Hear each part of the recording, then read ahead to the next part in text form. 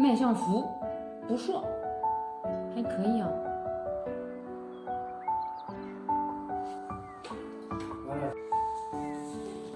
刚才我妹说她有点感冒了，咳嗽，嗓子痒，卡一点少量的黄痰，然后她的嗓子给她看了一下，淡红色，面积小，现在呢是浑身怕冷，然后呢脉象呢浮紧，一点都不硕，然后就给她开了这个方子，准备让她煎一副，然后看一下效果怎么样。